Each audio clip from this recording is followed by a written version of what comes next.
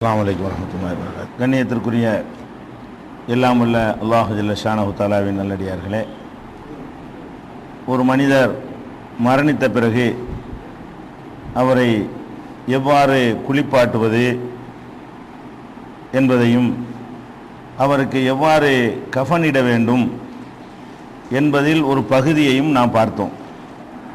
அதில் இறுதியாக நபிகள் நாயகம் ஸல்லல்லாஹு அலைஹி வஸல்லம் அவர்கள் தம்முடைய அணிந்திருக்கிற கீழாடையையே தங்களுடைய மகளுக்கு கஃனாக உள்ளாடையாக இருப்பதற்கு வழங்கினார்கள் என்ற செய்தியை நேற்றைய தினம் பார்த்தோம். இதை உறுதிப்படுத்துகிற வகையில் அபூபக்கர் சித்திக் ரலியல்லாஹு அன்ஹு அவர்கள் அவங்க மரணத்தை அடைகிற நேரத்தில் அவங்க அணிந்திருக்கிற ஆடையை பார்க்குறாங்க. அதில் ஒரு குங்கும நிறத்தில் கரை படிந்திருக்கிறது, குங்குமப்பூவுடைய கரை. அப்போ அவங்க மரண வேலையில் இருக்கும்போது அபூபக்கர் ரலியல்லாஹு அன்ஹு சொல்கிறார்கள், என்னுடைய இந்த ஆடையை கழுவி விட்டு இதுக்கு மேலே இன்னும் 2 ஆடையை சேர்த்து என்னையே கஃனிடுங்க, அடக்கம் செய்வதற்குரிய ஆடையை அணியுங்கள்னு சொல்கிறாங்க. அப்போ ஆயிஷா நாய் கேட்குறாங்க, இன்னஹாதால ஹலிகுன், இது ரொம்ப ரொம்ப அறுத பழசாக இருக்குதே, இதையா நீங்கள் கஃனுக்கு போட சொல்கிறீங்க? கஃன்னா கொஞ்சம் நல்ல துணியாக போடணுமா இல்லையா? ரொம்ப பழசாக இருக்குதே அப்படின்னு சொல்லும் பொழுது அபூபக்கர் ரலியல்லாஹு அன்ஹு சொன்னார்கள், இன்னல் ஹய்ய அஹக்கு பில் ஜதீத், உயிரோட உள்ளவர் தான் புதிய ஆடைக்கு தகுதியானவர். இறந்தவரை விட உசுரோடு இருக்கிற ஆளுக்கு தான் புத்தாடைக்கு அதிக தகுதி இருக்கிறது. மினல் மையத்து, இறந்தவரை விட அதுதான் தகுதியானது. இன்னமாகுவலில் முகுலா, இந்த ஆடை ஊன் சீல் சலத்துக்கு ஆக போகிறது. உடனே அடக்கம் பண்ணவன என்ன செய்யும்?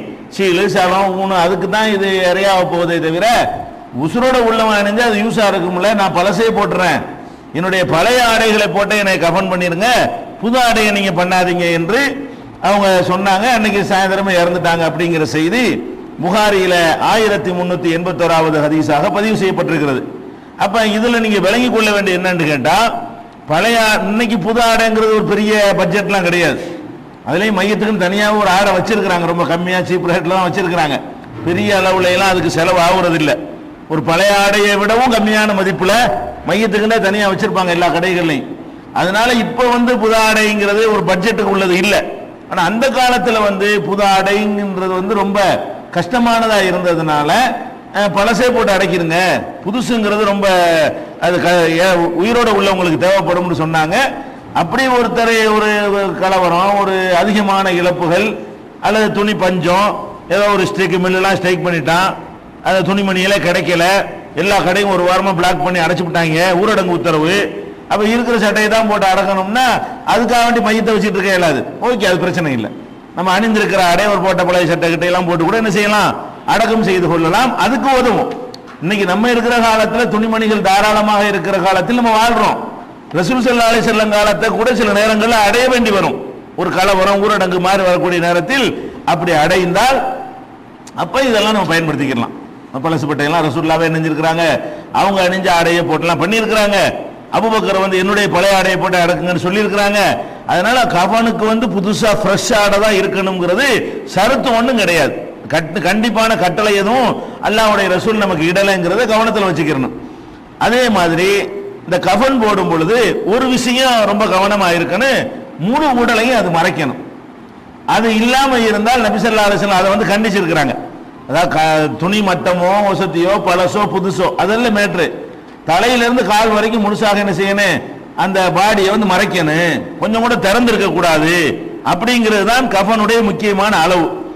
இது எங்க வருதுன்னு கேட்டா, ஜாபீர் இப்னு அப்துல்லாஹ் ரலியல்லாஹு அன்ஹு சொல்றாங்க, ரசூல் ஸல்லல்லாஹு அலைஹி வஸல்லம் காலத்தில் ஒரு மனிதர் அவர் திடீரென்று இறந்து விட்டார். இறந்தவன என்ன செஞ்சுட்டாங்கன்னு கேட்டா, சஹாபாக்கள்லாம் அவர் முக்கியத்துவம் இல்லாத ஆள் நினைச்சு இரவோட இரவு அடக்கம் பண்ணிட்டாங்க. அப்படி அடக்கம் பண்ணும் பொழுது போதிய நீளம் இல்லாத ஒரு ஆடையில் அவர் கஃனிடப்பட்டது. ஒரு ஆளுக்கு எவ்வளவு நீளம் வேணுமோ அந்த அளவுக்கு இல்லாம ஏதோ கொஞ்சம் குறைய, ஒரு ஜான் 2 ஜான் குறைஞ்சிருக்குமோ எனக்கு தெரியல, போதிய நீளம் இல்லாதங்கிற அந்த வாசகம் வருது. போதிய நீளம் இல்லாத ஒரு ஆடையை போட்டு அவரை கஃனிட்டு இரவில் அடக்கம் செய்து விட்டார்கள். இதை ரசூல் ஸல்லல்லாஹு அலைஹி வஸல்லம் கேள்விப்பட்ட உடனே 2ஐயும் கண்டிக்கிறாங்க. ஒன்னு, இரவுல நீங்க அடக்கம் செய்யக்கூடாது. ரசூல் ஸல்லல்லாஹு அலைஹி சொல்றாங்க, சஜரன் நபி ஸல்லல்லாஹு அலைஹி வஸல்லம் ஐ யுக்பர ரஜுலு பில் லைலி, இரவில் ஒரு மனிதரை அடக்கம் செய்வதை நபி ஸல்லல்லாஹு அலைஹி வஸல்லம் தடுத்தார்கள். அதான் இல்லா ஐ யல்தர இன்சானுன் இலா தாலிக, ஒரு மனிதனுக்கு இதை செய்ய வேண்டும் என்று நிர்பந்தம் ஏற்பட்டாலே தவிர, ஒரு நிர்பந்தம் ஏற்பட ராத்திரி அடக்கித்தான் ஆகணும், கூலா கிடக்கணும், இதுக்கு மேல இந்த பாடி தாங்காது அப்படிங்கிற மாதிரியான ஒரு நிலைமை நிர்பந்தம் ஏற்பட்டால் இரவுல பகல் அது மேட்டர் கிடையாது. நார்மலாக ஒரு நிலவரம் இருக்குமே ஆனால், சாதாரண சூழ்நிலை நிலவுமையானால் இரவில் அடக்கம் செய்யவும் கூடாது என்று சொன்னார்கள். அடுத்து சொன்னார்கள் நீளம் இல்லாத துணியை போட்டு அடக்கம் பண்ணிட்டாங்க அப்படின்னு கேள்விப்பட்டவங்க சொன்னாங்க, இதா கஃபன் அகதுக்கும் அகாஹு, உங்களில் ஒருத்தர் தன்னுடைய சகோதரருக்கு கஃனிடுவதாக இருந்தால் ஃபுல் யுஹ்சின் கஃபனஹு, அவருடைய கஃனை வந்து அழகுற அமைக்கட்டும். அழகுறன்னா பட்டு புடவை எடுத்தார் அந்த அழகு இல்லை. என்ன எந்த இடத்துல இதை சொல்றாங்க, நீளம் பத்தலைங்கிற இடத்துல சொல்றாங்க. போதுமான நீளம் இல்லாம அடக்கம் பண்ணும் பொழுது இது அழகான முறை இல்லை. அழகான முறை என்பதற்கு நம்ம பார்டர் போட்டு டிசைன் போட்டு வேலைப்பாடு உள்ள துணியை வாங்கிட்டு வந்து அந்த அழகு இல்லை, உள்ளே பழகி போறோம். அறகுறையாக போதும் பத்தையும் பத்தாமை என்று சொல்லுவாங்கல்ல, அந்த மாதிரி இல்லாம போதுமானதை செய்ய வேண்டும் என்று நபிகள் நாயகம் ஸல்லல்லாஹு அலைஹி வஸல்லம் அவர்கள் சொன்னது சஹீஹ் முஸ்லிம்ல 1567வது ஹதீஸாக இடம்பெற்றிருக்கிறது. அதனால வந்து கஃன் வந்து ரொம்ப அழகுற இருக்க வேண்டும், அதாவது நீளமா இருக்க வேண்டும், போதுமான அளவுக்கு முழு உடலையும் மறைக்கிற அளவுக்கு இருக்க வேண்டும். அடுத்ததாக கஃனுக்கு தேர்ந்தெடுக்க, இது சொல்ல தேவையில்லை, நடைமுறையில் இருக்கிறது. கஃனுக்கு தேர்ந்தெடுக்கிற துணி வந்து வெள்ளையா இருக்கிறது நல்லது. வெள்ளை நிறத்தில் துணிகள் அந்த கஃனுக்கு துணி அணிவிப்பது சிறந்தது என்று நபிகள் நாயகம் ஸல்லல்லாஹு அலைஹி வஸல்லம் அவங்க சொல்றாங்க. அல்பிசு மின் சியாபிக்குமுல் பயால், உங்களுடைய வெண்மையான ஆடைகளில் இருந்து நீங்கள் வந்து அணிவியுங்கள், அணிந்து கொள்ளுங்கள். ஃபைன்னஹா மின் கைரி சியாபிக்கும், அதுதான் உங்கள் ஆடைகளிலே மிக அழகானது. கஃபினு பியா மௌத்தாக்கும், உங்களை இறந்த வரையும் வெள்ளை ஆடையிலே என்ன செய்யுங்க, கஃன் போடுங்க அப்படின்னு சொல்லி நபி ஸல்லல்லாஹு அலைஹி வஸல்லம் சொன்னதாக திருமதியில, அபுதாவுதுல, இப்னு மாஜாவுல, பைஹகியில, முஸ்னத் அஹ்மதுல, ஹாக்கிம்ல, இன்னும் பல நூல்கள்ல இந்த ஹதீஸ் பதிவு செய்யப்பட்டிருக்கிறது. இது ஆதாரபூர்வமான ஹதீஸ். அப்ப மூத்தானவர்களை அடக்கம் செய்யும் பொழுது வெள்ளை துணியை யூஸ் பண்ணி கொள்வது சிறந்தது. இது எல்லாரும் வெள்ளை தான் போடுறாங்க, இது நம்ம சொல்லி கொடுத்து தெரிகிற அளவுக்கு இல்லை, இது வந்து பரவலாக அப்படி இருக்கிறது. அடுத்தது என்னன்னு கேட்டா, ஒருத்தர் அடக்கம் செய்யும் பொழுது நடைமுறையில் நம்ம பார்க்கிறோம், முக்கியமான ஒரு பிரமுகர் அல்ல ஒரு மார்க் அறிஞர் அப்படின்னு இருப்பாரையானால் அவர் அடக்கம் செய்யும்போது என்ன செய்வாங்கன்னு கேட்டால் அவருக்கு தலைப்பாவெல்லாம் கட்டி, சில ஊர்கள் அதான் நடக்கிறது. அவர் ஆலிம் ஷா, ஒரு பெரிய பட்டம் வாங்கினவர், அதனால அவர் சும்மா கொண்டு அடக்கம் செய்யக்கூடாது. எப்படி பண்ணணுமா, அவருக்கு தலப்பா ஜிப்பாவெல்லாம் போட்டு அதுக்கு மேல துணியை போட்டு அவங்க ஸ்பெஷல் கேட்டகரியில் வந்துருவாங்க. அந்த மாதிரி என்ன செய்யறாங்க மார்க்க அறிஞர்கள், முக்கியமான லீடர் தலைவராக இருக்கிறார்னு வைங்களேன், அவருக்குன்னு தனியான ஒரு முறையில் அப்படிலாம் செய்யறதுன்னு பார்க்கணும். ஆனால் நபிகள் நாயகம் ஸல்லல்லாஹு அலைஹி வஸல்லம் அவர்கள் அடக்கம் செய்யப்பட்டதை பற்றி ஆயிஷா நாயகி அவங்க சொல்றாங்க, நபிகள் நாயகம் ஸல்லல்லாஹு அலைஹி வஸல்லம் அவர்கள் 3 வெண்மை ஆடையில கஃனிடப்பட்டார்கள். 3 ஆடை, கீழே ஒன்று மேலே ஒன்று, மொத்தத்துக்கும் போத்துருக்கு ஒன்று போட்டிருப்பாங்க. சட்டைங்கிற அடிப்படையில் ஒன்று, வேஸ்டிங்கிற அடிப்படையில் ஒன்று, ரெண்டையும் சேர்த்து மொத்தத்தையும் காலு மூஞ்செல்லாம் கவர் பண்ற மாதிரி ஒரு பெருசா இருக்கும். ஆனால் 3ங்கிறது மேல ஆடை கீழே ஆடை மொத்தத்தையும் கவர் பண்ணக்கூடிய ஆடை.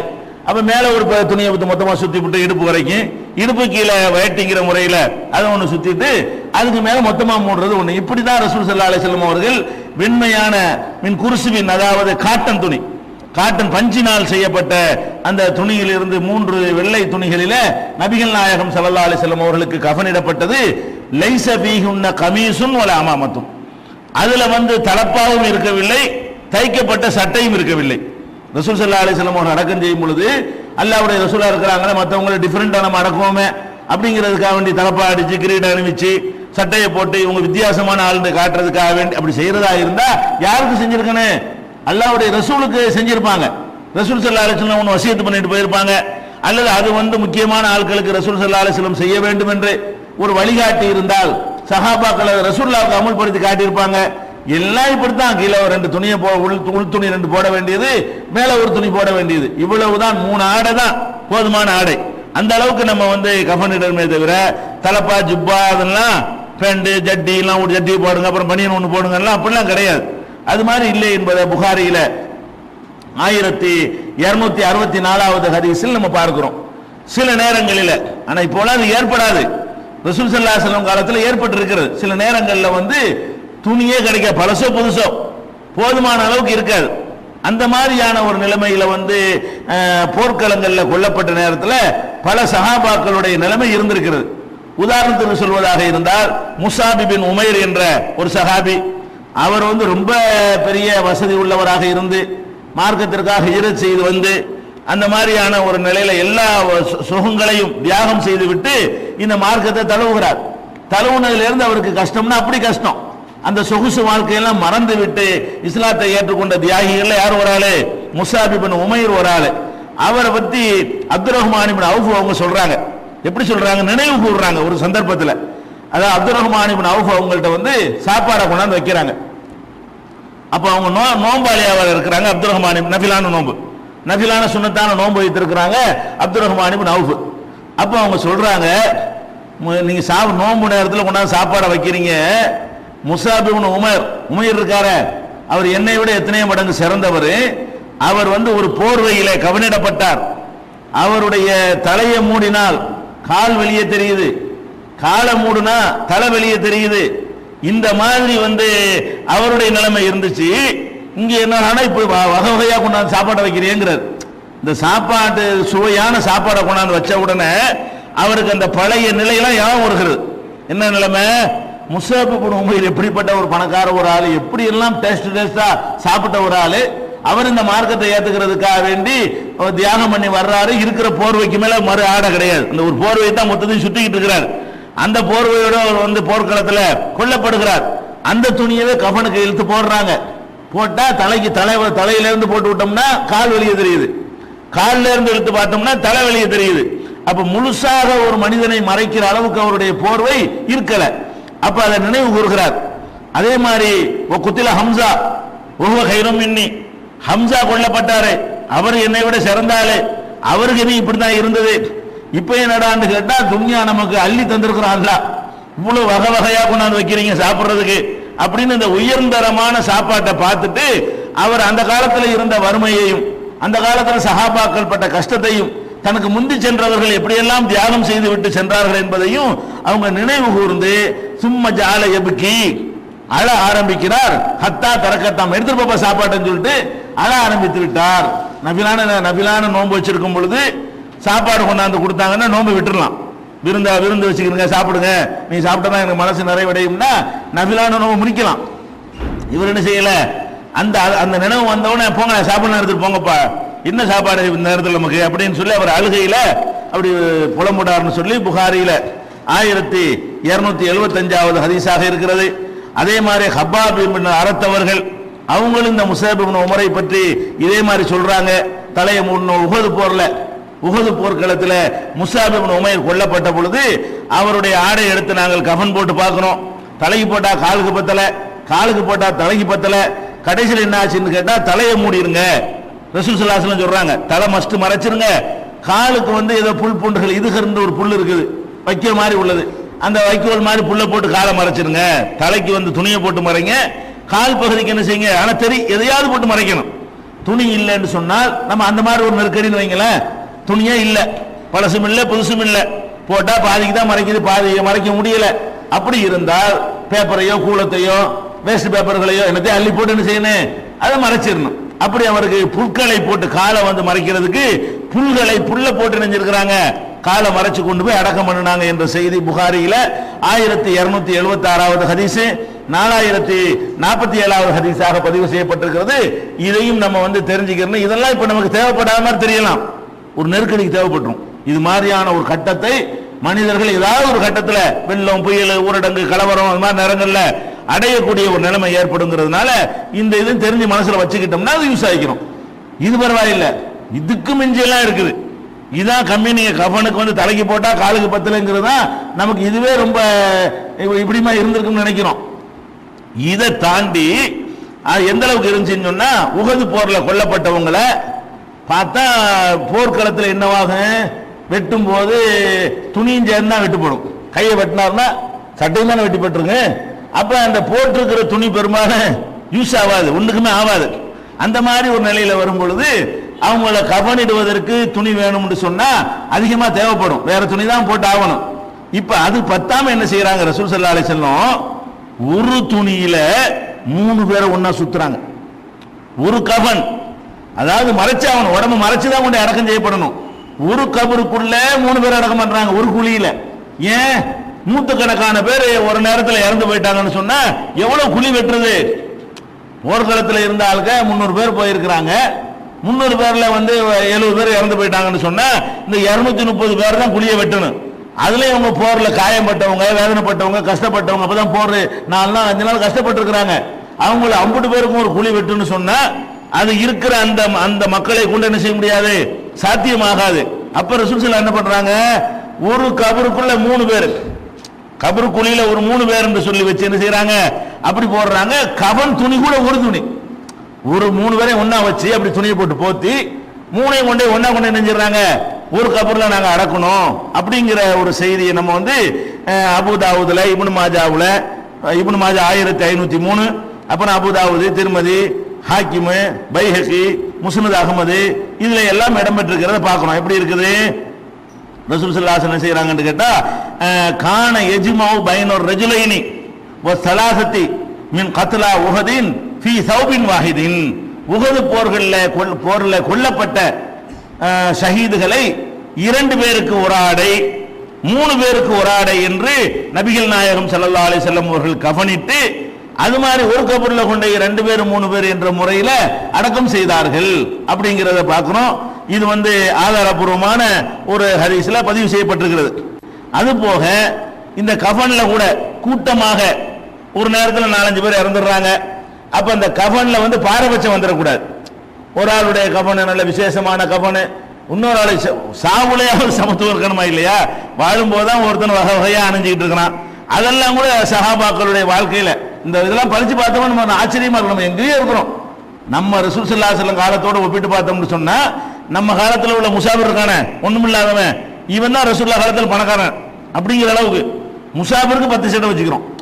ஒண்ணுக்கும் வழி இல்லாத ஒருத்தனுக்கு குறைஞ்ச 10 சட்டையாவது இருக்குது, 10 வேட்டியாவது இருக்குது, பாய் இருக்கு, தலவாணி இருக்கு, வீடு இருக்கு, வாசல் இருக்கு, சட்டி பட்டி இருக்கு, பாத்திரங்கள் இருக்கு, எல்லாமே இருக்குது. அங்க பணக்காரங்களுக்கு அதெல்லாம் இல்லைங்கிற நிலைமை. அப்படி ஒரு நிலையில நம்ம வாழ்ற காலம் அப்படி அமைஞ்சு இருக்கிறது. அப்ப ரசூல் ஸல்லல்லாஹு அலைஹி வஸல்லம் காலத்தில் எப்படி நடக்குதுன்னு கேட்டா, உஹது போர்ல ஹம்சா ரலியல்லாஹு அன்ஹு அவர்கள் கொல்லப்படுறாங்க. மற்றவங்க கொல்லப்படுறதுக்கும் ஹம்சாவுக்கு என்ன வித்தியாசம்? கொல்லப்பட்ட பிறகு அந்த ஹிந்தாங்கிறவங்க அவங்களுடைய கணவரை தாப்பனாரை கொலை செஞ்சதுக்காக வேண்டி அவங்க என்ன பண்றாங்க, ஹம்சா தான் பத்ர் போர்ல கொலை பண்றாரு. அதுக்கு கணக்கு தீர்க்கிறதுக்காக வேண்டி வஹஷின்னு ஒரு அடிமையை ஏற்பாடு பண்ணி அவர் என்ன செய்யறாரு, சின்ன பின்னப்படுத்துறாரு, உடம்பை சிதைக்கிறார். சிதைச்சு அவங்க 2 பேரும் இஸ்லாத்துக்கு வந்துட்டாங்க. அது ஒரு பெரிய அதிசயம், வரலாற்றுல பெரிய அதிசயம். என்ன, கொலை செஞ்ச அந்த வஹஷியும் பிறகு இஸ்லாத்திற்கு வருகிறார். அந்த ஹிந்துங்கிறவங்க என்ன செய்யறாங்க, இஸ்லாத்துக்கு வர்றாங்க. ரசூலுல்லாஹ்ட்ட கூட கேள்வி கேட்டாங்க. நம்ம 2-3 நாளைக்கு முந்தி கூட சொல்லியிருக்கிறோம். என்ன கேட்டாங்க, என் கணவர் ஒழுங்கா செலவுக்கெல்லாம் தரமாட்டேங்கிறார், தெரியாம எடுத்துக்கலாமான்னு கேட்டாங்கல்ல. அவங்க தான் ஹம்சாவை கொல்லுவதற்கு என்னவா இருந்தாங்க, காரணகர்த்தாவா இருந்தாங்க. அப்ப அந்த மாதிரி இருந்தவங்க என்ன செய்யறாங்கன்னா, ஹம்சா கொல்லப்பட்ட உடனே அப்ப ரசூல் ஸல்லல்லாஹு அலைஹி வஸல்லம் என்ன செய்யறாங்கன்னா, மற்றவங்க இது பாத்திரக்கூடாது இவரை அப்படிங்கிறதுக்காக போத்தி வைக்கிறாங்க. ஏன்? அவ்வளவு கோரமா இருக்குது. அந்த உடம்பு ஆக்சிடென்ட்ல கூலாயிருவாங்கல்ல, அந்த மாதிரியான ஒரு அடிப்படையில் அவரை பண்ணி வச்சிருக்கிறாங்க. அப்ப சொல்லிட்டு இருக்கும் போதே ஒரு பெண் வேகமா ஓடி வர்றாங்க. அப்ப ஆம்பளையே பார்க்க கூட ரசூலுல்லாஹ் போத்தி வச்சிருக்காங்க. பொம்பளைங்க கேள்விப்பட்டு, குடும்பத்தை சேர்ந்த யாரும் கேள்விப்பட்டு வர்றாங்களேன்னு சொல்லி அப்ப ரசூல் ஸல்லல்லாஹு அலைஹி வஸல்லம் சொல்றாங்க, அல் மரா அந்த பொம்பளை நிப்பாட்டுங்கிறாங்க. அந்த பொம்பளை வேகமா ஓடி வருது. இந்த ஹம்சாவுடைய உடலை பார்க்கறதுக்காக வேண்டி வேகமா வர்றாங்க. அப்ப வந்தான்னு திறந்து பார்த்துருச்சுன்னா அந்த பொம்பளை தாங்காது, அந்த அளவுக்கு உடம்பு சிதைக்கப்பட்டிருக்கிறது அப்படின்னு சொல்லி அல் மரா அந்த பொம்பளை நிப்பாட்டு, பொம்பளை விட்டுறாதேங்கிறாங்க. கடைசியில சுபைர் அறிவிக்கிறாங்க, சுபைர் ரலியல்லாஹு அன்ஹு அறிவிக்கிறாங்க. கடைசியில பார்த்தா எங்க அம்மா தான் வந்துகிட்டு இருக்கிறாங்க. யார்? சுபைர் சொல்றாரு, எங்க அம்மா தான் வந்துகிட்டு இருக்கிறாங்க. இவங்க அம்மா ஹம்சாவுக்கு சிஸ்டர், அக்காவோ தங்கச்சியோ. அப்ப அவங்க தான் வந்துகிட்டு இருக்கிறாங்க. நான் என்ன செஞ்சேன், நிறுத்து, வரக்கூடாது, உன்னை வரக்கூடாது ரசூலுல்லாஹ் தடுத்து விட்டாங்க, அங்கேயும் நில்லுன்னு சொன்ன உடனே அவங்க என்ன பண்றாங்கன்னு கேட்டா, சரி என்னை விடாட்டி பரவாயில்ல, நான் 2 ஆடையை கொண்டு வந்திருக்கிறேன், என் சகோதரருக்கு இதுல நீங்க கஃன் போடணும், இறந்துட்டாருன்னு கேள்விப்பட்ட உடனே கஃனுக்காக வேண்டி அவங்க என்ன செய்யறாங்க, ஆடை எடுத்துக்கிட்டு தான் நம்ம உடையாடுறாங்க. இந்த ஆடையை தான் நீங்க கஃனுக்கு போடணும் அப்படின்னு சொல்லி அவங்க கொண்டு வர்றாங்க. ஹாதானி தௌபானி ஜேத்து பிஹிமாலி அஹி ஹம்சா, என் சகோதரர் ஹம்சாவை கவனிடுவதற்காக வேண்டி நான் இதை கொண்டு வந்திருக்கிறேன் என்று சொல்லி ஜுபைருடைய தாயார் வந்து சஃபியா வந்து அதை வந்து சொல்றாங்க. சொன்ன உடனே அதை எடுத்து ரெண்டு பேருக்கும் அவர் கவன் போட போகும் பொழுது பக்கத்தில் ஒரு ஆள் இருக்கிறாரு. அவருக்கு இதே மாதிரி கோரமா கொல்லப்பட்டு அவருக்கு ஆடையே இல்லாம இவருக்கு ரெண்டாவது வருது கவனுக்கு அவர் போட்டிருந்த ஆடையை தார்மாரா கிழிஞ்சி அப்படி கிடக்கிறாரு. இதை பார்த்தோன்னா எங்களுக்கு வெக்கமா போச்சு. இது எப்படி இந்த மனுஷன் இப்படி கிடக்கும் போது நம்ம மாமாவுக்கு எப்படி ரெண்டு ட்ரெஸ்ல நம்ம கவன் போடுவது இது நியாயம் இல்லையா? அந்த அம்மா ரெண்டு ட்ரெஸ் கொண்டு வந்தா கூட நம்மளுடைய இன்னொரு பக்கத்தில் ஒருத்தர் இப்படி கொல்லப்பட்டிருக்கிறாரு இதே மாதிரி இருக்கிறாருன்னு சொல்லி எங்க மனசு கேட்கல, எங்களுக்கு வெக்கமா இருந்துச்சு. அதனால நாங்க என்ன செஞ்சிட்டோம், ஆளுக்கு ஒரு ஆளைய வச்சுக்கிறோம்னு சொல்லி அது கூட சீட்டு குலுக்கி போட்டு இவர் பேருக்கு ஒரு சீட்டு அவர் பேருக்கு ஒன்னு பெருசு ஒன்று சின்னதுமா இருக்குது. அப்ப வேண்டிய ஆளுக்கு பெருசை கொடுத்துட்டாங்க வரக்கூடாதுங்கிறதுக்காக வேண்டி சீட்டு குலுக்கி போட்டு யார் யாருக்கு என்னென்ன ட்ரெஸ் வருதோ அதை வந்து நம்ம கஃன் போடணும் முடிவெடுத்து அந்த ரெண்டு ட்ரெஸ்ல அவரவருக்கு வரிய பங்கை நாங்கள் கஃன் போட்டு அடைக்கணும் என்றெல்லாம் வருது. அப்ப இதெல்லாம் வந்து இது பைஹக்கி அஹ்மது ஆகிய நூல்களில் பதிவு செய்யப்பட்டிருக்கிறது. நபிகள் நாயகம் ஸல்லல்லாஹு இது எதுக்கு நம்ம சொல்றோம்னு கேட்டா அந்த கஃன் போடுவதற்கு கூட துணி இல்லாமல் அந்த காலத்தில் இருந்திருக்கிறாங்க. நம்ம வந்து அஞ்சு இருக்கணும், அது பல பல டிசைனை வெட்டுவார். மோதினார் என்ன செய்வாரு, அதெல்லாம் ஒண்ணுமே கிடையாது. சும்மா அவ்வளவு அது கொஞ்சம் கஷ்டமா ஆக்குனதுனால தான் இந்த மௌத்தான ஆட்களை டச் பண்றதுக்கு நம்ம பயப்படுறோம். சிம்பிள் மேட்டர் தான். மௌத்துக்குன்னு சட்ட மாதிரி ஒன்று வெட்டணும், அவரால் வெட்டுவாரு, அதுக்கு உள்ளாருன்னு ஒன்று வெட்டுறது, இப்படிலாம் பல கூத்துக்கள்லாம் நடக்குது. இதெல்லாம் நீங்களா உண்டாக்கி கொண்டது. நபிகள் நாயகம் ஸல்லல்லாஹு அலைஹி வஸல்லம் காலத்தில் இந்த கஃனுக்குன்னு ஒரு பெரிய அது இன்னொரு சிஸ்டம்லாம் வச்சிருப்பாங்க. அந்த ரூல் எல்லாம் பாத்தீங்கன்னு சொன்னா கிட்ட ஒருத்தர் நெருங்க மாட்டான். அதெல்லாம் ஒண்ணும் கிடையாது. 3 துணி. கஃன் என்பது எவ்வளவுதான், 3 துணி தான். வெள்ளையா உள்ள ஒரு துணி, வெள்ளையோ வெள்ளை சிறந்தது, வெள்ளை கிடைக்கலன்னு வேற ஏதோ ஒரு துணி. அந்த துணி என்ன செய்யணும், இடுப்பு வரைக்கும் ஒரு சுத்திக்கிறங்க, கைலி மாதிரி ஒரு சுத்துங்க, காலில் இருந்து தலை வரைக்கும் முடிச்சு இழுத்து போடுங்க. இதை செய்யறதுக்கு என்ன பெரிய 7 வருஷம் படிக்கணும், மோதி நாளா தான் இருக்கணுமா? இவ்வளவுதான் இவங்க உண்டாக்குன அந்த ரூலுனால என்ன செய்யறாங்க, நிறைய பேர் இந்த மூத்தாக்களை தொடுவதற்கு அந்த சவாபு நமக்கு கிடைக்க மாட்டேங்குது. அது யாருமே போறதில்ல. பெத்த வாப்பா கூட என்ன செய்ய மாட்டாங்களா, ஒருத்தன் கஃன் தெரியாத கஃன் போட தெரியுதுன்னு இது போய் சுத்த உனக்கு தெரியாதா? ஒரு அப்பனுக்கு மகன் செய்ய முடியாதா? மகனுக்கு அப்பன் செய்ய முடியாதா? சின்ன வேலை. அப்ப இதெல்லாம் எதுக்கு நம்ம சொல்றோம்னு கேட்டா கஃன் எப்படி எல்லாம் இருந்திருக்குன்னு பாருங்க. இவங்க சொல்ற மாதிரி ஒரு ஹதீஸ் கிடைக்குதா? இந்த 7 வகையா அந்த கஃனுக்கு பலவிதமான ஷரத்தெல்லாம் போடுறாங்களே, அப்படி காலமா அது அப்படியே இருந்துச்சு அந்த காலத்தில்? அப்படியே துணிகள் பஜார்களும் ஜவுளி கடைகளும் பேல் பாலா மையத்து துணியெல்லாம் வச்சுக்கிட்டா இருந்தா இருக்கிறத வச்சுக்கிட்டு பல சட்டையோ வேட்டியோ இருக்கு என்னத்தை வச்சு போட்டு மூடிய புல்ல போட்டாலும் மறைச்சு கொண்டு அடக்கம் பண்ணுவியா? அவ்வளவுதான் ஆயிடுச்சு. மறைக்கணும். அதிகபட்சமா கஃனுடைய ஷரத்து என்ன, மறைக்கிறது தான். இதை வந்து விளங்கிக்கிட்டோம்னு சொன்னா குழப்பமே கிடையாது. அது மாத்திரம் இல்லை, இன்னொரு வழக்கம்லாம் இருக்கிறது. என்னது, அந்த பாடியை குளிப்பாட்டுறோம்னு சொல்லிக்கிட்டு அதுல உள்ள எல்லாத்தையும் வெளியே எடுக்கிறதுக்காக வேண்டி பல அது அந்த என்ன கசுப்பு மாத்திரம் ஒரு சகோதரர் சொன்னார், அதையும் சொல்லுங்கன்னு சொல்லி அதெல்லாம் நம்மளா உண்டாக்கிட்டது. நபிகள் நாயகம் ஸல்லல்லாஹு அலைஹி வஸல்லம் காலத்துல ஒருத்தரை குளிப்பாட்டும் பொழுது வயிற்றெல்லாம் அமுக்கி விட்டு அப்படி நிப்பட்டி வச்சு பிதுக்கி உள்ள வெளியே எடுக்கிறாங்களாம். நீ என்னத்தை எடுத்தாலும் மறுபடி பார்த்தா மரம் இருக்கும். என்னத்தை கண்ட்ரோல் இல்லைங்க. உசுரோட இருக்கிற வரைக்கும் தான் அதை வந்து கண்ட்ரோல் பண்ணும். உசுறு போயிடுச்சுன்னா செய்யும், அது வெளியே வர சரக்கெல்லாம் வெளியே தள்ளிக்கிட்டே டைட் ஆகிக்கிட்டே இருக்கும். அதான் இந்த தோல் இருக்குல்லங்க, நம்ம உடம்புல என்ன ஆயிடுது, கல் இரும்பு மாதிரி போயிடுதுல. இரும்பு மாதிரி போனா குடல் இரும்பு மாதிரி தானே போகும். அது அதனுடைய மென்மைத்தன்மை குறைஞ்சிரும்ல. அது அந்த இறுக்கம் ஆவாத வெளியே தள்ளிக்கிட்டு தான் இருக்கும். வயிற்ற பிடிச்சி அமுக்குறதுனால எல்லாம் எல்லாமே வெளியே வந்துடாது. ஏதோ ஒருக்கா குளிப்பாட்டுட்டீங்களா, குளிப்பாட்டி சுத்தி கொண்டு போடணுமே தவிர இதுக்காக வேண்டி வயிற்ற பிடிச்சி அமுக்குறது, பிதிக்கி வெளியே எடுக்கிறாங்க, அப்படி சரக்கெல்லாம் வெளியே எடுக்கிறோம்னு சொல்லிட்டு இதெல்லாம் நம்மளாம் உண்டாக்கிக்கிட்டது. இப்படி ஒண்ணு எந்த ஒரு சரத்தும் கிடையாது. நம்ம வெளிப்படையா குளிப்பாட்டிட்டோம், மூடிட்டோம். அதுக்கு அப்புறம் அது வெளியே வந்தா என்ன, உள்ள கொண்டு வச்சு வந்தா என்ன செய்வீங்க, கபரு கொண்டு வச்ச பிறகு வந்தா என்ன செய்வீங்க, அது மாதிரி எடுத்துக்க வேண்டியதான். கஃன் போட்டோமா பாடியில் அது வரத்தான் செய்யும். பாடியில இருந்து வருவதெல்லாம் 100% நிப்பாட்டலாம் முடியாது. அது தொடச்ச பிறகு வெளியே வந்த பிறகு மறுபடியும் வந்துகிட்டு தான் இருக்கும். அதெல்லாம் இவங்களா உண்டாக்கிட்டது. கழுவுறது இவ்வளவுதாங்க, ஜனாசாவுக்கு செய்யற வேலை இவ்வளவுதான். இதை வழங்கிக்கிறேன்னு இது ஒரு மேட்ரு. அடுத்தது என்ன என்று கேட்டால், ஒரு மனிதர் தன்னுடைய கஃனை தானே தயாரிச்சு வச்சுக்கலாமா? நம்ம மோதா போகிறோம், நம்ம கஃனையும் அடுத்தவன் தலையில சுமந்துட்டு போவ, இதான்ப்பா நம்ம கஃனாட, இதுல என்னை கஃன் வச்சு என்னை அடக்கம் பண்ணிருங்க அப்படின்னு தனக்கு தானே தயார் பண்ணி வச்சுக்கலாமா? சில ஆளுக்கு அந்த இஹ்ராம் போயிட்டு வர்றாங்க பாருங்க, அதை எடுத்து தனியா வச்சுக்கிடுவா. ஹஜ்ஜுக்கு போயிட்டு விடுவோம். ஹஜ்ஜுக்கு போயிட்டு வந்தாங்கன்னா இந்த ஆடையில தான் என்னை கஃன் போடணும், அதுல எல்லாம் பெரிய பறக்கத்துல ஒண்ணு கிடையாது. விளங்குதா? அங்கே நீ ஹஜ்ஜில மௌத்தா போனீங்கன்னா அதோட கொண்டு அடக்கம் பண்ணலாம். ஹஜ்ஜி முடிச்சுட்டு வந்து மௌத்தா போனீங்கன்னா ஆர்டினரியா உள்ள சட்டம் தான் உனக்கு. உங்களுக்கு இஹ்ராம் படி தலையெல்லாம் மறைக்காம அடக்கம் செய்ய முடியாது. இப்படிலாம் எடுத்து வச்சுக்கிறாங்க. இதுல எந்த அளவுக்கு கூடும் எந்த அளவுக்கு கூடாது என்று கேட்டால், நபிகள் நாயகம் ஸல்லல்லாஹு அலைஹி வஸல்லம் அவர்கள் காலத்துல ஒருத்தர் தன்னுடைய கஃனுக்காக வேண்டி ஒரு துணியை ரெடி பண்றாரு. நபி ஸல்லல்லாஹு அலைஹி வஸல்லம் அங்கீகரிச்சிருக்காங்க. தப்பு ஒண்ணும் கிடையாது, சிறந்ததுன்னு ஒண்ணும் கிடையாது. நம்மளா விரும்பி என்ன செய்யலாம், இந்த இதை நம்ம கஃனுக்கு வச்சுக்கிறோங்கப்பா, இதை போட்டு கஃன் போட்டுருங்கப்பான்னு சொல்லி ஒரு துணியை ஒருத்தன் எடுத்து வச்சுக்கலாமான்னு கேட்டா, இந்த ஹதீஸ்ல இருந்து நம்ம விளங்கிக்கிறோம். என்ன ஹதீஸ்? ஸஹல் இப்னு ஸஅத் ரலியல்லாஹு அன்ஹு அவர்கள் அறிவிக்கிறாங்க, ஒரு பெண்மணி நபிகள் நாயகம் ஸல்லல்லாஹு அலைஹி வஸல்லம் அவங்கள்ட்ட வந்து ஒரு நெய்யப்பட்ட ஒரு போர்வையை கொண்டு வர்றாங்க.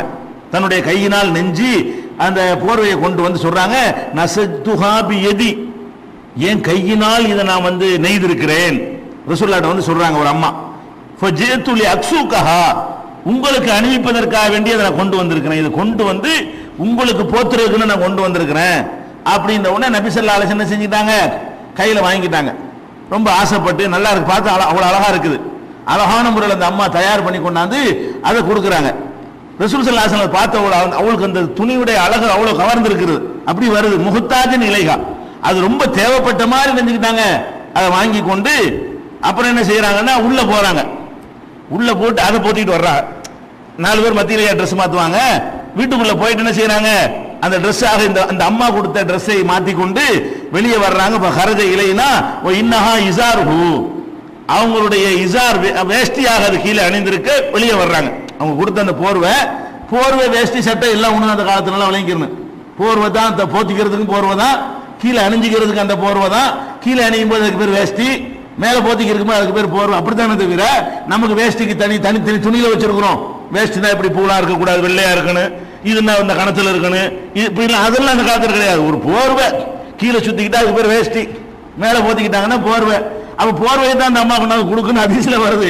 ரசூலுல்லாஹ் என்ன செய்யறாங்க, அந்த போர்வையில வேஷ்டி மாதிரி அணிந்து கொண்டு வெளியே வர்றாங்க. வந்த உடனே ஒரு மனிதர் என்ன பார்க்கிறாரு, என்ன சூப்பரா இருக்குங்கிறார்.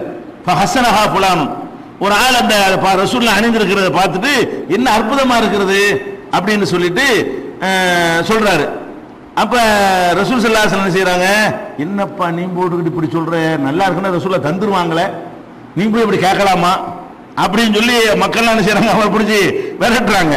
அப்ப என்ன செய்யறாங்கன்னா, அவரு ரசூல் ஸல்லல்லாஹு அலைஹி வஸல்லம் அவரு ரொம்ப விரும்புறாரு தெரிஞ்ச உடனே மறுபடியும் உள்ள போய் இந்த பண்ணின வச்சுக்க, பழைய ட்ரெஸ் போட்டுட்டு வந்து என்ன செய்யறாங்க, நல்லா இருக்கா இந்த வச்சுக்க அப்படின்னு அவர்கிட்ட கொடுத்துடுறாங்க. ஆளுக்கு பிடிச்சி எவ்வளவு ஆசையா அந்த பொம்பளோட கொடுக்குது. ரசூல் ஸல்லல்லாஹு அலைஹி வஸல்லம் விருப்பமா அதை போய் அணிகிறாங்க. நீ போய் அதை போய் இந்த மாதிரி வாங்கிவிட்டியப்பா அப்படின்னோட அவர் சொல்றாரு, நான் வந்து எனக்கு அணிஞ்சிக்கிறதுக்காக நான் வாங்கல, நான் மூத்தா போகும்போது இது கஃபனா இருக்குன்னு ஆசைப்பட்டேன், அதுக்கு தான் நான் வாங்கினேன், இது பத்திரமா வச்சிருப்பேன். நான் மூத்தா போகும்போது இதை கஃபன் துணியாக எனக்கு என்ன செய்யணும், அனுபவிக்கணும், அதுக்காக தக்குன கஃபனி, என் கஃபனாக இருக்கணுங்கிறது தான் நான் கேட்டேன். ரசூலுல்லாஹ்ட்ட ஒரு கையில வாங்கின ஒரு துணி நமக்கு கஃபனாக இருக்கட்டும் அவர் நினைக்கிறார். நம்முடைய கஃபனுக்கு அணிகிற துணி வந்து நபி ஸல்லல்லாஹு அலைஹி வஸல்லம் உடைய கையிலிருந்து வாங்கினதா இருக்கட்டுமே அப்படின்னு நினைத்துங்கிறாரு. ரசூல் ஸல்லல்லாஹு அலைஹி வஸல்லம் கண்டிக்கல, கஃபனுக்கு எவனா பாத்துக்கோ, நீ என்ன தேடி வைக்கிற அப்படி சொல்லலாம்ல. அப்படி ரசூல் ஸல்லல்லாஹு அலைஹி வஸல்லம் சொல்லல. அப்ப ஒரு மனிதர் தன்னுடைய கஃபனுக்கு என்று ஒரு துணியை தேர்ந்தெடுத்து வைத்துக் கொண்டார். அது ரசூலுல்லாஹ்ட்ட சொல்றாரு. ரசூல் ஸல்லல்லாஹு அலைஹி வஸல்லம் அப்ஜெக்ஷன் பண்ணல. இது புகாரியில 1277 2093 ஆகிய ஹதீஸ்கள்ல இருக்கிறதை பார்க்கிறோம். அதே மாதிரி வந்து இதெல்லாம் கஃபன் செய்யக்கூடிய கஃபன், அதாவது இறந்தவருக்கு போர்த்தக்கூடிய ஆடை தானே கஃபனு. அவருக்கு எந்த ஆடையை போட்டு போர்த்த வேண்டும் என்பதற்குரிய சட்டங்களை இதுவரைக்கும் நம்ம பார்த்தோம். அடுத்தது வந்து இந்த குளிப்பாற்ற விஷயம் இருக்குல்ல, அதுல சில பேருக்கு குளிப்பாற்றல விதிவிலக்கு இருக்கிறது. எல்லாரையும் குளிப்பாட்டிடக்கூடாது. குறிப்பாக ஷஹீதுகளை குளிப்பிடவே கூடாது. ஷஹீதுகள்டா யாரு, அல்லாஹ்வுக்காக போர்க்களத்தில் போய் அதுல வந்து தியாகம் பண்ணி கொல்லப்பட்டுறாங்க இல்லையா, அவங்க ஷஹீத். அந்த ஷஹீதா இருந்தாங்கன்னு சொன்னா அவங்க அப்படியே அடக்கம் செய்யணும். அந்த ரத்த கரையோடவே அந்த ரத்த ஆடையில இருக்கிற மாதிரியே கழுவாம என்ன செய்யணும், அடக்கம் செய்ய வேண்டும் என்று நபிகள் நாயகம் ஸல்லல்லாஹு அலைஹி வஸல்லம் அவர்கள் வாயினாலையும் சொல்லி இருக்கிறார்கள். அந்த நடைமுறையிலே அப்படி அமுல்படுத்தி காட்டியிருக்கிறார்கள். உதாரணமாக சொல்வதாக இருந்தால் புகாரில 1346வது ஹதீஸ்ல வருது, உஹது போரின் போது நபி ஸல்லல்லாஹு அலைஹி வஸல்லம் சொன்னாங்க, இதுஃபனுஹும் ஃபீ திமாயிஹிம் ஃபீ யௌமி யௌம உஹத், உஹது போர் நாளில் ரசூல் ஸல்லல்லாஹு அலைஹி வஸல்லம் சொன்னார்கள், அவர்கள் இரத்தக்கரையோடு அவங்களை அடக்கி விடுங்கள். அந்த கழுவுனா இரத்தக்கரை போயிரும்ல, குளிப்பாட்டணும்னு சொன்னா அந்த இரத்தக்கரை எல்லாம் போய்விடும். அவங்க இரத்தக்கரையோடு அவங்களை அனுப்பி விடுங்கள் என்று சொன்னார்கள். வலம் யுகசில்ஹும், உஹது போர்ல கொல்லப்பட்ட யாரையும் குளிப்பாட்டவில்லை. அப்ப குளிப்பாட்டவில்லைன்னா தண்ணி கிடைக்கலங்கிறதுக்காக கூட குளிப்பாட்டாம இருந்திருக்கலாம். நம்ம அப்படி நினைக்கலாம். ரசூல் ஸல்லல்லாஹு அலைஹி வஸல்லம் சிறங்க இரத்தக்கரையோடவே நீங்க அடைக்கிறீங்க, குளிப்பாட்டாம அடைக்கிறீங்க, குளிப்பாட்டாம அடைக்கிட்டாங்க. இது புகாரில 1346வது ஹதீஸ்லயும் இருக்கிறது. அதே மாதிரி 1348வது ஹதீஸ்லயும் இருக்கிறது. இதை பார்க்கிற ஒருத்தருக்கு எப்படி தோணலாம், அது தண்ணி இல்லாம இருந்திருக்கு, போர்க்குளத்துல தண்ணி இருக்குமா, ஊரை விட்டு வெளியே போய் சண்டை போடுறாங்க, அங்க போய் தும்பிட்டு போறீங்க கழுவுறதுக்கு, தண்ணிக்கு எங்க போறது, அதனால கூட இரத்தக்கரையோட அடைக்கிருக்கலாம்ல அப்படின்னு நினைத்தால் அது அல்ல காரணம். ரசூல் ஸல்லல்லாஹு அலைஹி வஸல்லம் அவர்கள் தண்ணி இருந்தாலும் குளிப்பாட்டி இருக்க மாட்டார்கள். வேற ஒரு காரணத்துக்கு செஞ்சாங்க. என்ன காரணம்? அது புகாரியில 2803வது ஹதீஸ்ல இருக்கிறது. நபிகள் நாயகம் ஸல்லல்லாஹு அலைஹி வஸல்லம் அவர்கள் சொன்னார்கள், அல்லாஹ் என் உயிர் யார் கையில் உள்ளது நஃப்ஸி பியதிஹி, என்னுடைய உயிர் யார் கையில் இருக்கிறதோ அவன் மேல் சத்தியமிட்டு சொல்கிறேன், எந்த ஒரு அடியானாவது அல்லாஹ்வுடைய பாதையிலே காயம்பட்டு இரத்தத்தோட இருப்பானேயானால் அவன் இரத்தக்கரையோடு வருவான். வல்லவுனு லவ்னு தமி வர்ரீஹு ரீஹுல் மிஸ்கி, இரத்தம் நிறம் வந்து இரத்த கலராக இருக்கும், அதிலிருந்து வருகிற வாடை கஸ்தூரி வாடையாக இருக்கும். அப்படிங்கிற ஒரு காரணத்தையும் நபி ஸல்லல்லாஹு அலைஹி வஸல்லம் சொல்லி அந்த குளிப்பாட்ட கூடாது என்பதற்கு ரீசன் சொல்றாங்க. அப்ப இந்த இரத்தக்கரை வந்து அல்லாஹ்வுடைய பாதையில எப்படி நோம்பாளி வாயிலிருந்து வரக்கூடிய வாடை கஸ்தூரி என்று சொல்லப்படுகிறதோ, அது மாதிரி அல்லாஹ்வுடைய பாதையில தியாகம் செய்யும் பொழுது இரத்தத்துக்கு உரிய வாடையை தாண்டி அது அல்லாஹ்வுக்கு விருப்பமான கஸ்தூரி வாடையாக இருக்கும். அப்படி அவன் எழுப்பப்படணும் அப்படிங்கிற காரணத்துக்கு ரசூல் ஸல்லல்லாஹு அலைஹி வஸல்லம் சொன்னார்கள். அதனால இது புகாரி 2803வது ஹதீஸ்ல பார்க்கிறோம். இது ஒரு விஷயம், குளிப்பாட்டக்கூடாது. யார? ஷஹீதுகளை குளிப்பாட்டக்கூடாது. ஆனா ஷஹீதுக்கு தான் அப்படி வந்திருக்கிறது. சில நேரத்தில் வந்து நம்ம குளிப்பாட்ட கூடாதுங்கிற ஒரு கண்டிஷன்ல சில பாடி இருக்கும். சட்னியா போயிட்டா எப்படி குளிப்பாட்டுவீங்க? ஆக்சிடென்ட்ல அடிச்சு கூல் ஆக்கிட்டு போயிட்டான், இவன் எப்படி குளிப்பாட்டுறதுங்கிற. அப்ப குளிப்பாட்டினால் அது சரியா வராது அப்படிங்கிற மாதிரி ஒரு தர்க்க ஏற்றுக்கொள்ளத்தக்க நியாயங்கள் இருந்தால் அப்ப கூட என்ன செய்யலாம், அதுக்கு நேரடி நமக்கு ஆதாரம் கிடைக்கல. குளிப்பாட்ட ஏழாட்டில் ஆயுள்ளிபுல்லாஹு நஃப்ஸன் இல்லா உஸாஹா, எந்த ஆத்மாவையும் சக்திக்கு மீறி அல்லாஹ் என்ன செய்ய மாட்டான், சிரமப்படுத்த மாட்டான். இது எப்படி குளிப்பாட்டு? இந்த பாடியா மேலதான் குளிப்பாட்டு என்பது மேல உள்ளதுக்கு தான் குளிப்பாட்டுதல். இப்ப உள்ள போய் எப்படி குளிப்பாட்டுறதெல்லாம் துண்டுதுன்னா செதறி போய் கூடாவுல இருக்குது, அது குளிப்பாட்டுறதுக்கு அர்த்தமே இல்லாம போயிடும். அதனால அந்த மாதிரியான குளிப்பாட்டுதல்களை தவிர்க்க முடிஞ்சா அல்லாஹ் அதுக்கு ஒன்று குற்றம் பிடிக்க மாட்டான். அடுத்தபடியாக தெரிந்து கொள்ள வேண்டிய விஷயம் என்னன்னு கேட்டா, அந்த குளிப்பாட்டி முடிச்சாச்சு, நெக்ஸ்ட் வந்து ஜனாசா தொழுகை. ஒரு மனிதனுக்கு செய்ய வேண்டிய கடமை என்ன? ஜனாசா தொழுகை என்ற ஒரு தொழுகையை தொழுவிக்க வேண்டும். இந்த ஜனாசா தொழுகையை பொறுத்த வரைக்கும் யார் யாருக்கு தொழுவலாம், யார் யாருக்கு தொழுவிக்க கூடாது என்பதை ஃபர்ஸ்ட் நம்ம விளங்கிக்கிறணும். ஜனாசா தொழுகை என்பது யார் யாருக்கு தொழுவது, முஸ்லீமுக்கு தான் தொழுவிக்கணுங்கிறதுல மாற்று கருத்து கிடையாது. ஏன்? அல்லாஹ் ரப்பல் ஆலமீன் தெளிவாகவே அல்லாஹ்வுக்கு இணை கற்பிக்கிறவர்களுக்கு பாவ மன்னிப்பு கிடையாது. மாகானலின் நபி வல்லதீன ஆமனு யஸ்தக்ஃபிரு லில் முஷ்ரிக்கீன வலவ் கானு உலி குர்பா, இணை கற்பிக்கக்கூடியவர்கள் எவ்வளவுதான் நெருங்கிய சொந்தக்காரர்களாக இருந்தாலும் அவர்களுக்காக பாவ மன்னிப்பு தேடுவது நபிக்கும் அனுமதி இல்லை, மூமின்களுக்கு அனுமதி இல்லை என்று அல்லாஹ் சொல்லிட்டான். இப்ப ஜனாசா தொழுகை என்பது பாவ மன்னிப்பு கேட்கிறது. அல்லாஹ் இவருடைய பாவத்தை மன்னிச்சிரு, இவருக்கு சொர்க்கத்தை கொடு, இவருடைய கபருடைய வேதனை லேசாக்கு, இதெல்லாம் யாரு கேட்கல? யாரு ஏக இறைவனை நம்பியவர்களாக மரணிக்கிறார்களோ அவங்களுக்கு தான் கேட்கலாம். பாவிகளா இருக்கலாம், தப்புகள் செஞ்சிருக்கலாம், ஆனால் எது இருந்தாவனு அல்லாஹ் ஒருத்தன் தான் வணக்கத்துக்குரியவன் நம்பி இருக்க வேண்டும், முகமது ஸல்லல்லாஹு அலைஹி வஸல்லம் அல்லாஹ்வுடைய தூதரை நம்பி இருக்க வேண்டும், மறுமையை நம்பி இருக்க வேண்டும். இப்படிப்பட்டவர்களுக்கு தான் பாவ மன்னிப்பு கேட்க வேண்டும் என்று துன்யாவை கேட்கலாம். நம்ம இஸ்லாத்தை ஏற்றுக்கொள்ளாதவர்களுக்கு இந்த துன்யாவுடைய நலன்களை கேட்கலாம். நமக்கு தெரிஞ்ச ஒரு நண்பர் இருக்கிறாரு, அவர் உலகத்தில் கஷ்டப்படுறாரு, நம்ம கடனாளியா இருக்கிறாரு, நமக்கு எல்லாம் அவர் கடனை போக்கு, அவருக்கு செல்வத்தை கொடு, ஹிதாயத்தை கொடுன்னு கேட்கலாம். எல்லாம் அவருக்கு நேர்வழியை காட்டு, அவருக்கு சரியான மார்க்கத்தை புரிய வை, அது கேட்கலாம். அதே மாதிரி துன்யாவுடைய பாக்கியங்களுக்காக என்ன செய்யலாம், அவருக்கு நம்மளும் துன்யாவில் நம்ம எப்படி அவருக்கு உதவி செய்யலாமோ அதே மாதிரி அல்லாஹ்வையும் உதவி செய்யுமாறு கேட்கலாம். எது கேட்க முடியாது? அல்லாஹ் வந்து எதை மன்னிக்க மாட்டேன்னு சொல்றானோ அந்த மன்னிப்பு கேட்க இயலாது. அவருக்கு மன்னிப்பு இல்லை.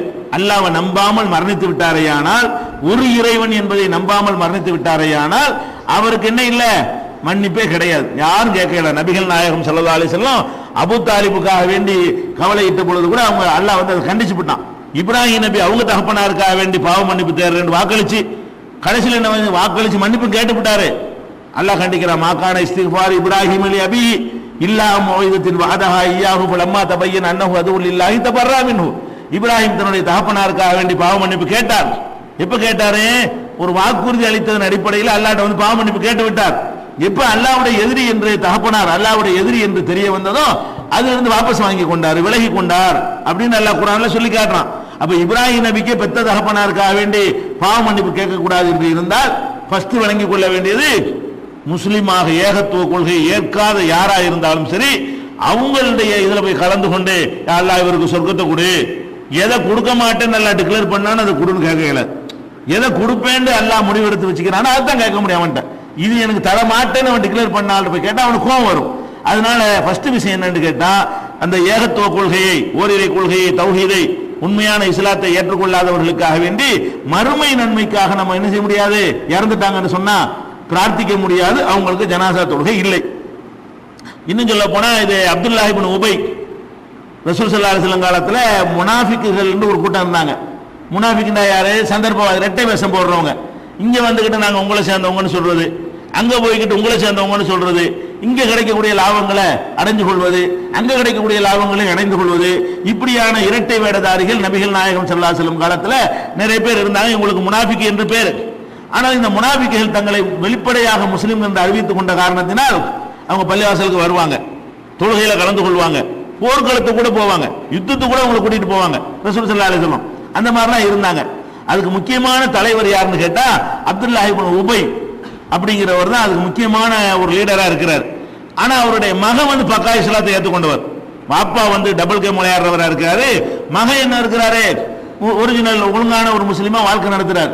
தகப்பனார் இறந்துட்டாருன்னு அவர் வந்து ரசூலுல்லாஹ்ட்ட வந்து கெஞ்சிறார், அல்லாஹ்வுடைய தூதரே என் தகப்பனார் இறந்துட்டாங்க, ஆனா முனாஃபிக் என்பது நமக்கு கண்டுபிடிக்க இயலாதுங்க, அல்லாஹ்வுடைய ரசூல்ங்கிற முறையில சிலரை பத்தி எல்லாம் அறிவிச்சு கொடுத்தான், அதனால அது அவங்களுக்கு தெரிஞ்சிருக்கிறது. நம்ம ஒருத்தனை போய் முனாஃபிக் சொல்ல முடியுமா? உள்ளத்தில் உள்ளது நமக்கு அறிய முடியாது, யார் முனாஃபிக் யார் முனாஃபிக் வெளிப்படையா நமக்கு தெரிஞ்சாதான் முடிவெடுக்க முடியும்.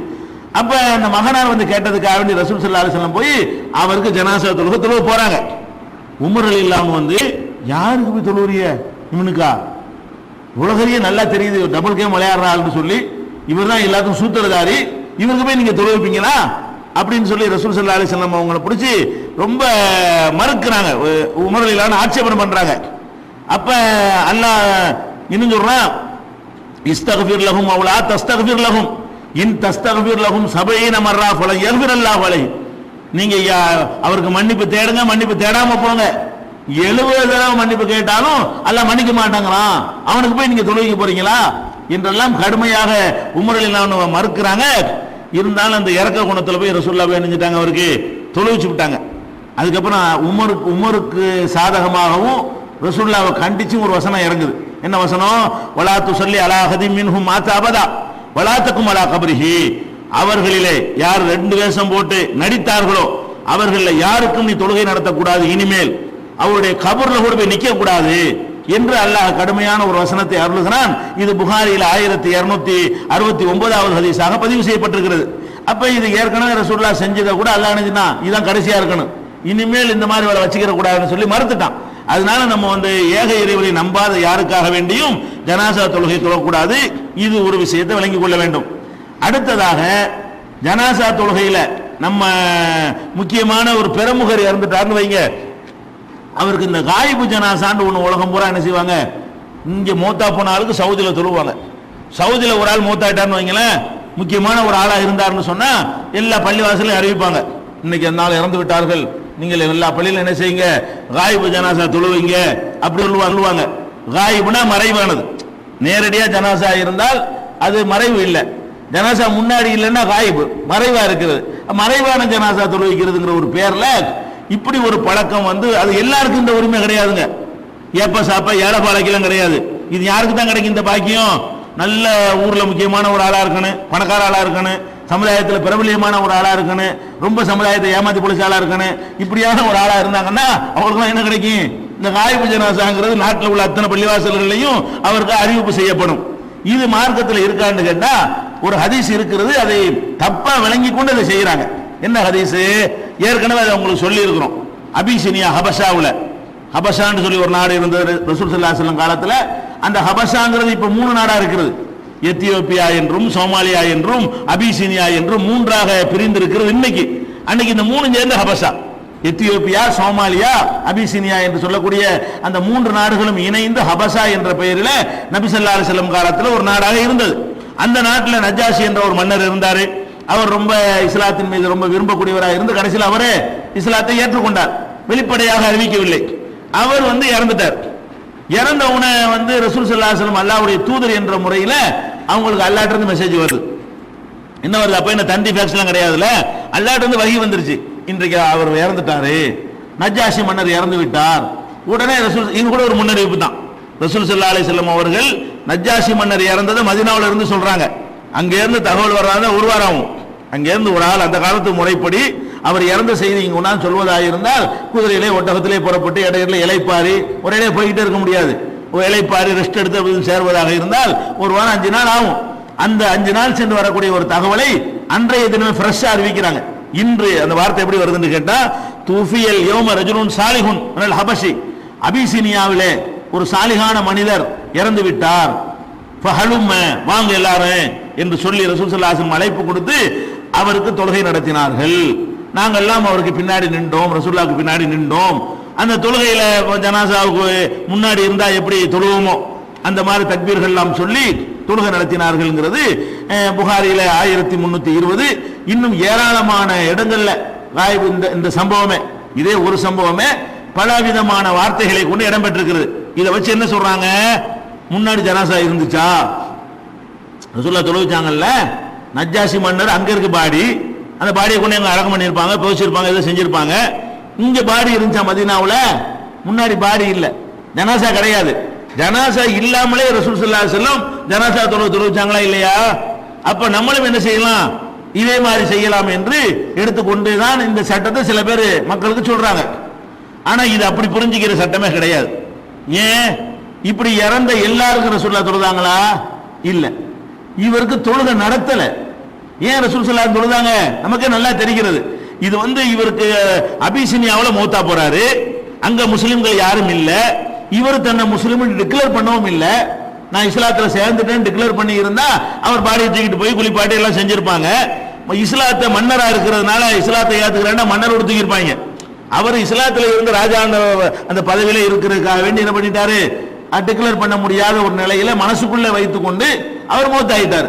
அப்ப மனசுக்குள் வைத்துக் கொண்டு மௌத்தானதுனால அவருக்கு என்ன செஞ்சிருக்க முடியாதுங்க? ஜனாசா தொழுவுக்கு ஆள் முஸ்லீம் தான் தொழுவிக்க முடியும். 2 விஷயம் இருக்கு. முதல்ல முஸ்லீம்கள் அங்க இருக்கணும், 2வது இவர முஸ்லீம் இணங்குன்னு இருக்கணும். அப்பதான் ஜனாசா தொழுகை நடத்தி இருக்க முடியும்.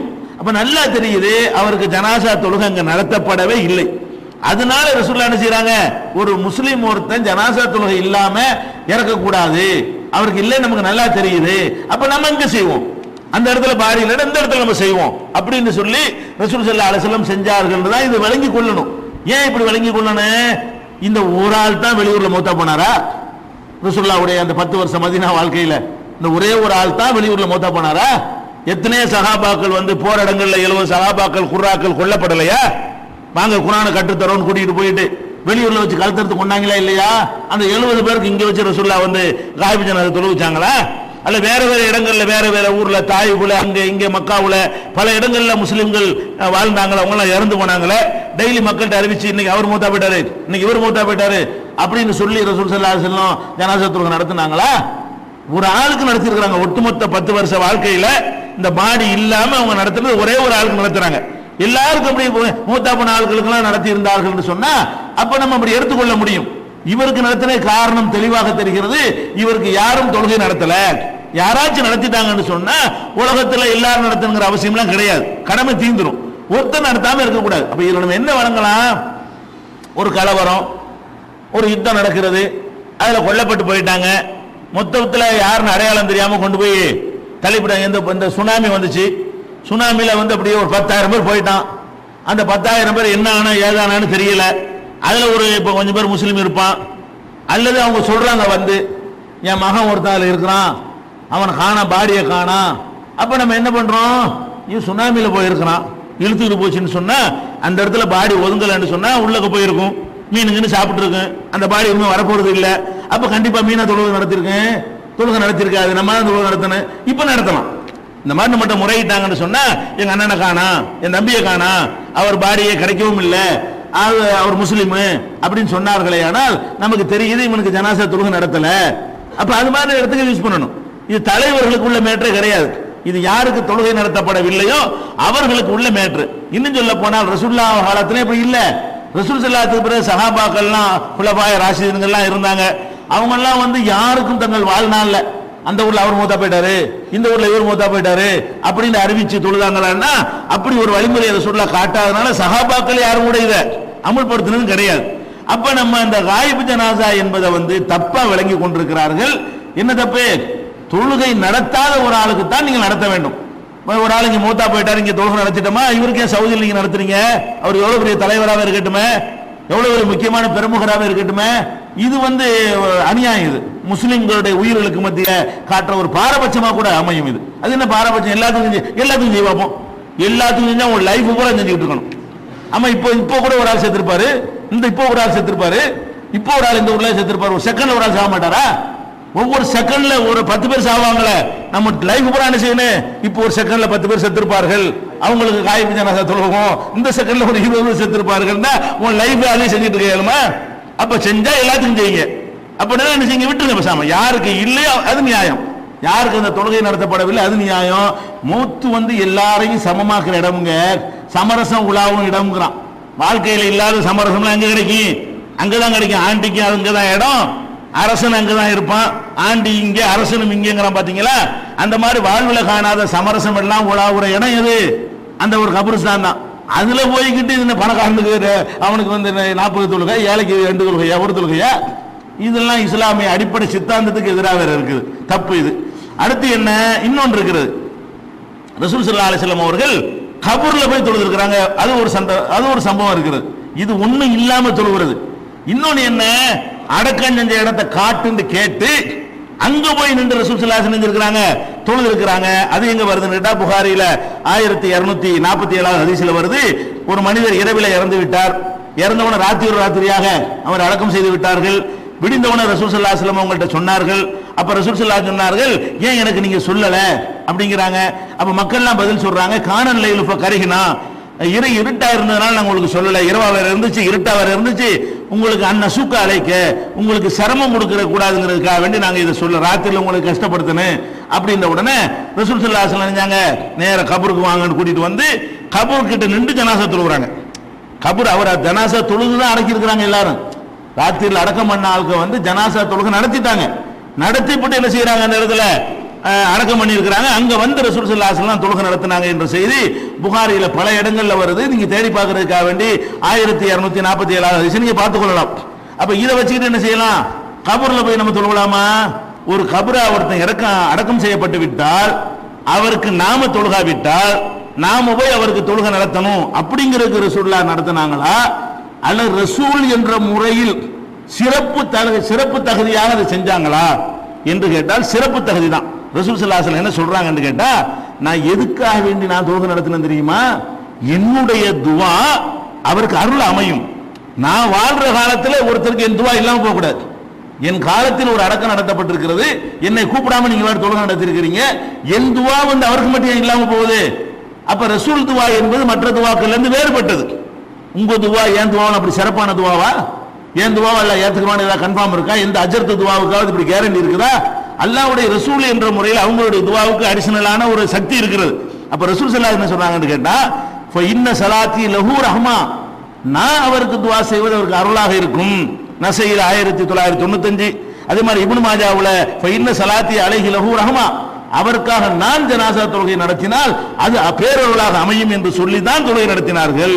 இது 1517 இப்னு மாஜா. அதனால காயிபு ஜனாசா என்பதும் கிடையாது, கபர்ல ஜனாசா என்பதும் ரசூலுல்லாஹ்வுக்கு மட்டும் உள்ள சிறப்பு தகுதி.